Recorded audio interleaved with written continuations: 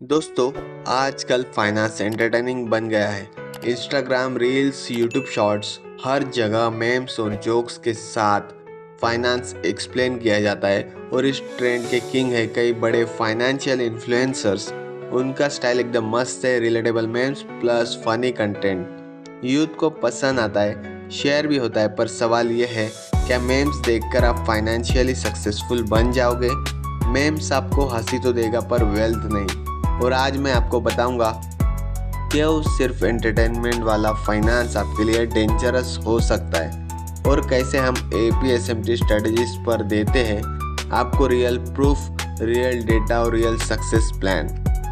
First है memes finance is equal to half knowledge. Memes एक concept समझा देता है पर डेप्थ मिसिंग होती है। एग्जाम्पल देखे, एक एग्जाम्पल बोलता है एसआईपी से रिच बन जाओ, पर वो ये नहीं बताते कि एसआईपी किस फंड में करें, एक्सपेंस रेशो क्या होना चाहिए या रिस्क कितना है। हाफ नॉलेज सबसे डेंजरस होती है फाइनेंस में।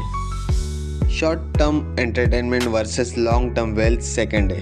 कई बड़े फाइनेंशियल इन्फ्लुएंसर्स रील्स पे फाइनेंस फनी करके बताते हैं जो यूथ को अट्रैक्ट भी करता है, बट रियलिटी यह है कि शॉर्ट टर्म डोपामिन से लॉन्ग टर्म वेल्थ नहीं बनती। एग्जाम्पल देखें, 2018 से 19 तक मेमे स्टॉक्स जैसे यस बैंक पर दुनिया भर में लोग खुद पड़े। मेमे कल्चर्स ने हाइप बनाया, पर कई महीनों बाद स्टॉक देखे, कई प्राइस देखे कितनी नीचे गिर चुकी थी और इसमें 80% लोगों ने भारी नुकसान भी उठाया क्योंकि उन्होंने सिर्फ हाइप फॉलो किया, प्रूफ नहीं देखा। थर्ड है ओवर सिंप्लीफिकेशन का ट्रैप। फाइनेंस को सिंपल बनाना चाहिए लेकिन इतना भी ओवर सिंप्लीफाई नहीं करना चाहिए कि असली पिक्चर ही छुप जाए। एग्जाम्पल लेके मेमे कहेगा क्रेडिट कार्ड से बचो, ये ट्रैप है। रियलिटी अगर सही यूज़ करे तो क्रेडिट कार्ड से फ्री क्रेडिट पीरियड मिलता है, कैशबैक मिलता है और सिबिल स्कोर भी स्ट्रांग होता है। सो ओवर सिंप्लीफिकेशन से आप गलत डिसीजन भी ले सकते हो। आपको एसआईपी का एक रियल एग्जांपल देता हूँ। मान लो आपने 10,000 पर मंथ एसआईपी किया दो अलग अलग फंड में। फंड ए का एक्सपेंस रेशियो है 2% और फंड बी का एक्सपेंस रेशियो है 0.5%। 20 साल बाद फंड ए की वैल्यू रहेगी 1 करोड़ 14 लाख 55,191 और फंड बी की वैल्यू रहेगी 1 करोड़ 41 लाख 22,533। तो सिर्फ एक डेटा पॉइंट जैसे कि एक्सपेंस रेशियो से फ़र्क से आपको 26 लाख 67,342 लाख का फ़र्क डाल दिया है। देखो, आपको और एक एग्जांपल लेता हूँ, meme stock versus ETF। Yes Bank hype से इंडियन शेयर मार्केट को हल्का झटका लगा था, पर ETF इन्वेस्टर्स ने शांति से बेटर रिटर्न कमा लिए।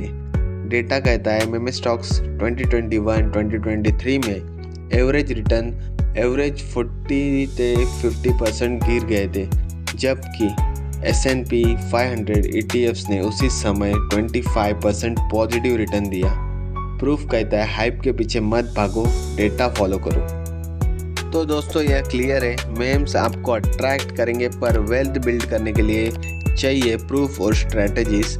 आपको एपीएसएमटी स्ट्रेटजीज का डिफरेंस यही है, हम सिर्फ मेमेस नहीं बनाते, हम देते हैं डेटा बैक प्रूफ। हम ओवर सिंप्लीफाई नहीं करते बल्कि आसान तरीके से डेप्थ समझाते हैं और सबसे इम्पोर्टेंट, हम आपको दिखाते हैं रियल केस स्टडीज जिससे आप रिलेट कर सको और एक्शन ले सको।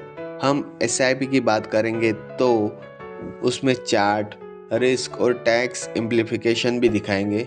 हम स्टॉक्स डिस्कस करेंगे तो साथ में सेक्टर ट्रेंड और एंट्री और एग्जिट भी दिखाएंगे।